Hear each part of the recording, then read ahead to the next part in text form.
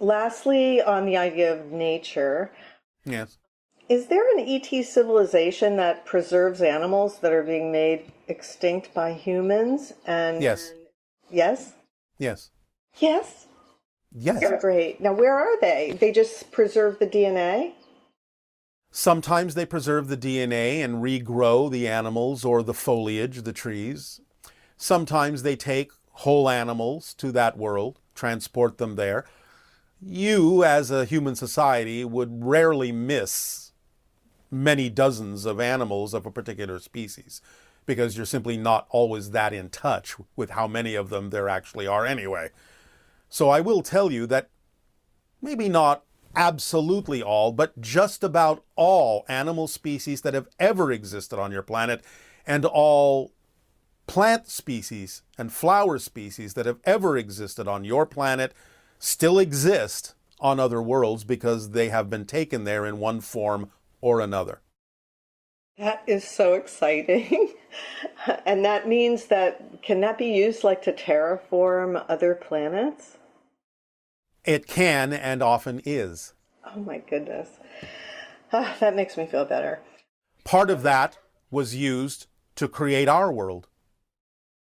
That's right, because you have species that are similar to ours in certain respects. Some.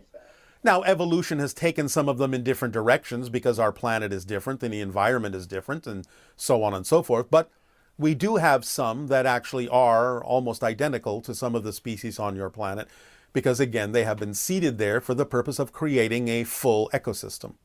Since some beings and creatures and animals and trees and flowers and so on and so forth have certain abilities, it's like sort of saying, why reinvent the wheel if they already will fit into a new ecosystem to provide that particular function to allow the ecosystem to thrive.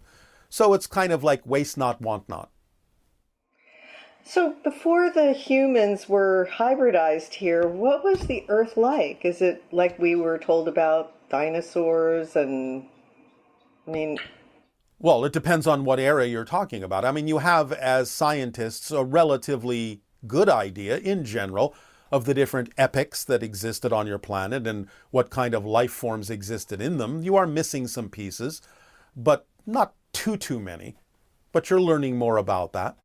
But again, remember, the idea of the hominids that existed before the Anunnaki injected their DNA were not human in the sense that you understand it. They were humanoid or human-like hominids, but not actually Homo sapiens. It took the Anunnaki genetics to turn the hominid that existed naturally on your planet, that evolved naturally on your planet, into what you now consider yourselves to be as Homo sapiens, as human beings. So interesting, the timing of the beings that they chose to use to hybridize would all be dependent on the level of evolution that we had achieved at that particular stage. In some senses, yes, although there was quite a wide window there, because remember, they visited your planet several hundreds of thousands of years ago. So there was quite a long window of the idea of humanoid or hominid species existing on your planet for millions of years before they arrived. They knew it might be likely that they might find such life because of what you call panspermia, where different kinds of genetic material, DNA, is delivered to different planets on comets and asteroids and meteors. And thus it is not uncommon in certain sections of the galaxy to find somewhat similar life on a variety of planets, even though there may be vast differences. Certain sections are seeded in certain ways, and therefore there are clusters of planets within the galaxies when they are capable of harboring life that have some similarity between them, whereas in other clusters there may be a very different kind of life that was seeded from a different source altogether in the galaxy. But you will find that the idea of certain similarities exist not just on individual isolated planets, but on clusters of planets within the galaxy because of the way in which certain genetic material from different kinds of beings were spread throughout the galaxy. So, what is the purpose of viruses, and are they conscious? Everything is made of consciousness. That doesn't mean that they are self-aware in the same way that you are. The basic purpose, actually, there are a multitude of purposes. Some of them are for the purpose of maintaining the physiological genetic strength of a species and removing those that aren't necessarily strong, so they can vacuum up the genetics in a way that can be reintroduced in a way that a new species can use them to maintain strength by becoming used to the idea of the way that the virus uses the DNA material and becoming immune to the negative effects over time. So viruses fundamentally strengthen the entire population by weakening or taking out the weakened ones. And they spur us to make new advances in our technology. Yes. Now, there's much more to them than that, but we're not going to go deeply into that now because that's a very large topic. Okay. Just lastly, what is the distinction between elementals and nature spirits?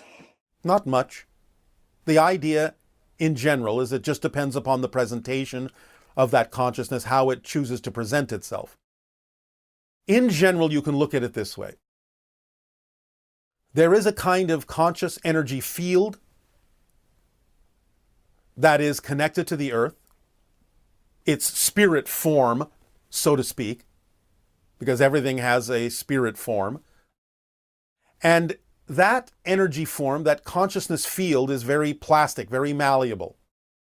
So certain vibrational patterns of consciousness, individual beings that are not necessarily physical per se, but are discrete, distinct, self-aware patterns of consciousness within that consciousness field, have more ability to manipulate the field in a way to create what appear to be physical bodies to present themselves in a different frequency, in a different domain.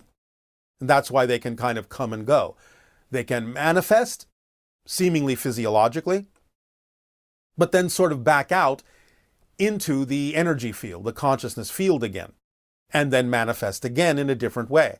That's why many nature spirits are shapeshifters and are usually invisible to many of you if your senses don't extend that far into their particular non-physical domain, and can appear to people in many different ways, in many different times, in many different places, in many different shapes. They are the expressions of the consciousness field in discrete form for particular archetypal purposes. Thank you so much, Bashar. We really appreciate it. And lots of love to you from all of us. And our unconditional love to all of you.